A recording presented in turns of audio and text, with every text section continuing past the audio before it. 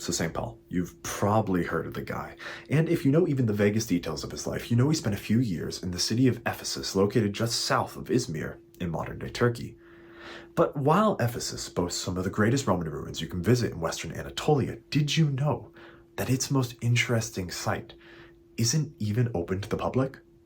Well, luckily, I was given the chance to go and see it, and I would love to share with you what I found. So stay tuned and learn about the Grotto of St. Paul. So what makes the Grotto of St. Paul so special? Well, this first requires some biblical background. I've once heard the claim that Christianity didn't truly begin until St. Paul converted after he saw a vision of Jesus. This makes sense when you think about just how important Paul is to the New Testament and to the formation of Pauline Christianity overall. Now, I'm going to presume if you clicked on a video called The Grotto of St. Paul, you probably know the basics of his life, but if not, the most important thing you need to know is that Paul began traveling around spreading his version of Christianity, and for a few years he ended up in the port city of Ephesus. In this location is featured in several biblical stories, including Acts 19 and Paul's letter to the Ephesians. Interestingly, despite this deep connection, arguably the second most important person in the religion, the ruins of Ephesus hold nothing that would alert you to any Pauline connection. That is, of course, if you remain in the visitors area. However, fun fact, over 90% of Ephesus has not yet been excavated, and if you bushwhack your way into areas not yet open to the public, you can find that missing connection. And I mean quite literally bushwhacking. It was a steep hike up that mountain, pushing our way through the bushes and stepping over the remains of these unexcavated ruins. On the walk, I even stepped over a few columns coming from the ground and saw shards of pottery just laying along the mountain. However, none of this was comparable to what I found at the top. Now, I don't want to steal other people's videos, and unfortunately my camera was not really working that day, so I only have still photos, but I'm including in the description box some videos that you can watch of other people who have visited this special site. Now, I've been calling it the Grotto of St. Paul, but the place actually has multiple names. The oldest name translates roughly to the phrase hidden virgin, and it comes from a local legend which held that St. John brought the Virgin Mary to Ephesus from Jerusalem, and they originally hid in this cave until he found a more suitable home. Later, the cave came to be known as the Grotto of St. Paul due to stunning early Christian frescoes and inscriptions on the walls. Its walls have been decorated by frescoes and graffiti for centuries, with the walls being repainted over and over. The cave was rediscovered, if you will, in 1906. However, it seems the cave was used as a site of pilgrimage well into the 19th and early 20th centuries. So why the connection to St. Paul? Well, we know that the cave has a connection to Paul and the Virgin Mary because graffiti has been left at the site, which has phrases such as the hidden mother of God or Paul, help your servant. So what's inside the cave? Well, the first obvious thing to note is the impressive fresco of St. Paul and two female figures. Now, you might be trying to guess what biblical story this comes from, and this is where you'd be wrong because the story is not in the Bible.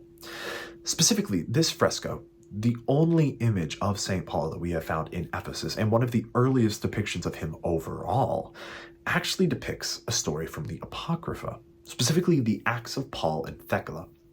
Now, Thecla is still venerated as a saint in many churches. However, the earliest record of her life isn't in the Bible. So, what's the story? Well, the story is set during Paul's first missionary journey, but the theology is slightly different than what you might be used to.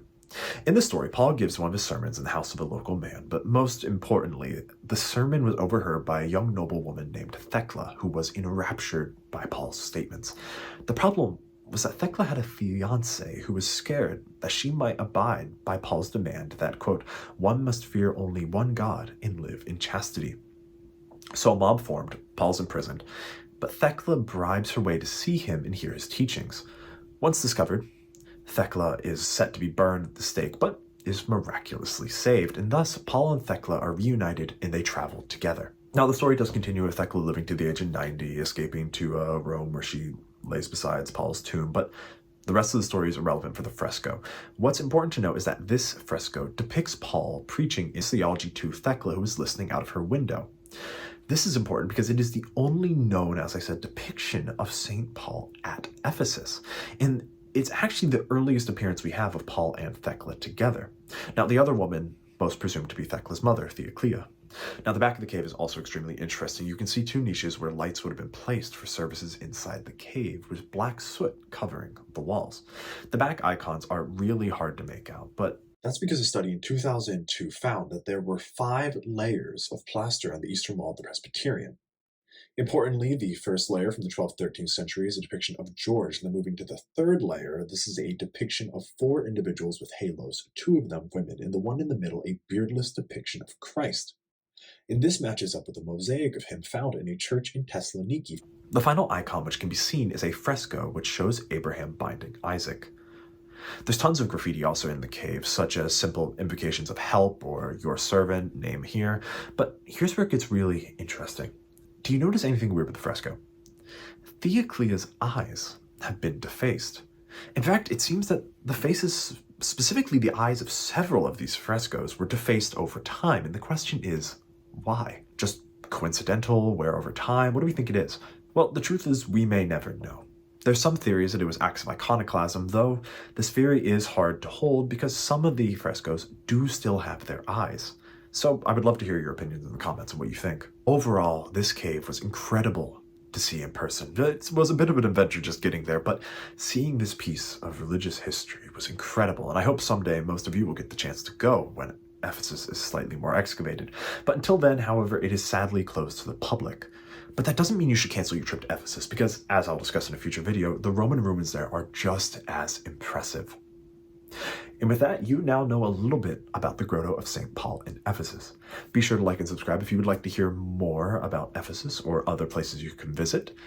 I did my major in religion, so I love sharing these sites that are important to the human experience, whether it be Christian, Islamic, Buddhist, or even just a good place to grab food in Turkey. So let me know what you'd like to see next, and thank you for watching The Human Experience.